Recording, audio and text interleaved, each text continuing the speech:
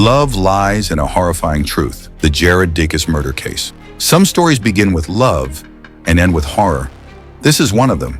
Angie Diaz came to the United States chasing dreams, a better future, stability, and love. What she found instead was a nightmare no one saw coming. Her murder wasn't just gruesome, it was personal. And the man accused of taking her life was the one who had promised to protect it, her husband, Jared Dykus. This is the deeply disturbing story of a marriage that unraveled into murder, a community shocked into silence, and a family left asking, how did no one see this coming? A whirlwind. Romance. Angie Diaz was a fighter. Born in Nicaragua, she was raised by a single mother who often traveled to Costa Rica for work. Angie grew up helping care for her siblings, embodying responsibility and resilience early in life. Eventually, her mother arranged for her and her brothers to join her in the United States, crossing into Texas, undocumented but full of hope. She didn't waste time. Angie took a job at Cheapest Meat Market and began working on fitness content online, hoping to become a personal trainer. Friends described her as radiant, hardworking, and full of ambition. She sent money home for her aunt's cancer treatment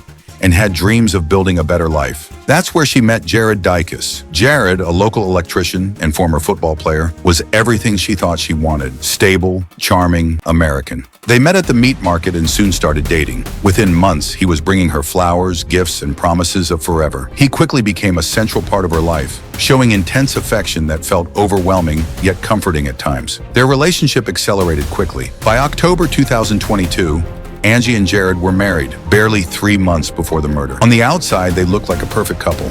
Their social media was filled with smiles, hugs, and captions about love. But behind those photos was something much darker. The red flags nobody took seriously. Despite the online facade, things began to unravel almost immediately. Angie's friends noticed her becoming nervous at work. Her smile was still there, but it was dimmed, flickering. Jared started showing up to her job unannounced, hovering around the counter, checking in too often. His behavior grew possessive and made coworkers uncomfortable. She confessed to coworkers that she was thinking about leaving him. On January 10th, just one day before her murder, Angie lifted her shirt to reveal a bruise on her shoulder. She told coworkers they'd been arguing for hours the night before. He hadn't let her sleep. That same day, Angie told her boss she was done. She said she'd never marry again, hinting that this relationship had turned toxic and controlling. But there was no time to act. She made plans to start over and rebuild her independence, determined to escape the growing danger. The next day, she was dead. The 911 call that changed everything. On January 11th, 2023, Jared's parents, Rodney and Lynn Dykus, sensed something was wrong. Jared had returned home around 4 a.m., acting strange.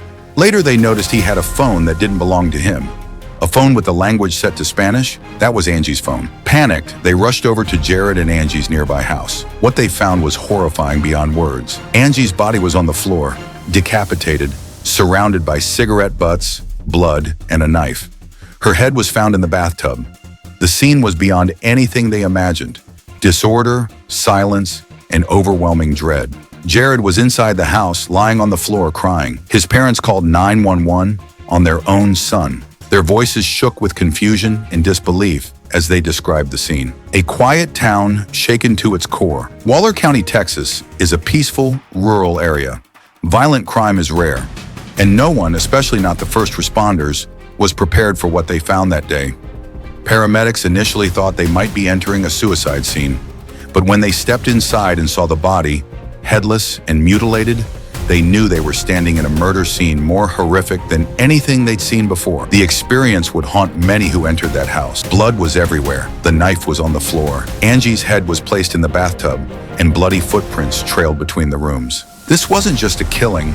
It was methodical, deliberate, and filled with rage.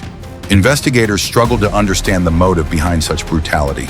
The interrogation and the confession. Jared Dykus was taken into custody almost immediately. At first, he was quiet, giving strange answers. He claimed he'd been using meth, saying, "I just lost my way with God." He mentioned voices, said he'd been hearing things through the TV. He acted confused, disoriented, and disconnected from reality. But investigators pushed harder. They knew the timeline. They knew he'd gone to Angie's workplace hours after the murder to steal a beer from the fridge. They had surveillance footage of him walking calmly out, as if nothing had happened. Eventually, Jared admitted it. "Yeah, she was awake. We talked. Yeah, I cut her head off while she was alive." He admitted to stabbing her, to using the knife Angie had picked up in self-defense. He said the voices told him to kill her, but when asked why he didn't harm his parents, he replied that the voices told him only to hurt himself after. He was selective, disturbingly aware of who to target, so he could control himself. That detail, his ability to stop himself from hurting his parents, was what made his insanity claims fall apart. A murder that could have been prevented.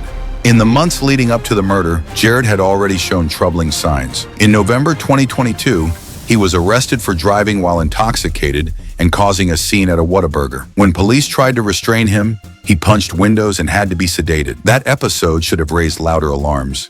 His family had known something was wrong. Just 2 days before Angie's death, Jared had called 911 on himself, saying he'd done drugs and needed help. His parents pleaded with the hospital to keep him under watch. Their request was dismissed. "I told them to keep him. I told them 2 days ago." He was released, and Angie was left alone. On the day she died, she had reportedly refused to sleep in the same house as Jared. She had made up her mind to separate. That was her mistake. She thought it would be just a fight. She underestimated his capacity for violence and how far he would go. She didn't know she wouldn't survive the night. The trial and sentencing. In August 2024, Jared Dykus was sentenced to 40 years in prison after pleading guilty. He waived his right to appeal, seemingly accepting that there was no defense for what he had done. It brought some closure, but no comfort to those who loved Angie.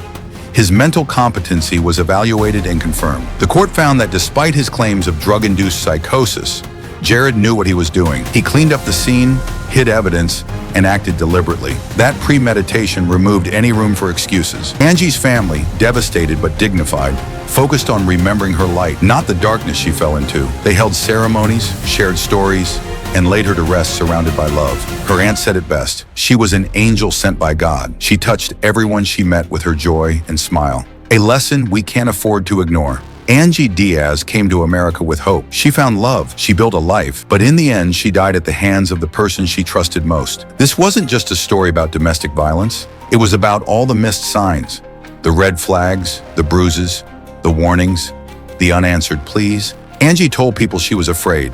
She showed them her bruises. She said she was leaving, but no one got to her in time.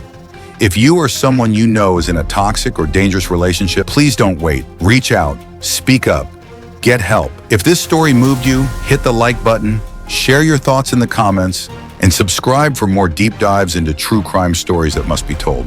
Let Angie's story be a reason to act, not just a tragedy to remember.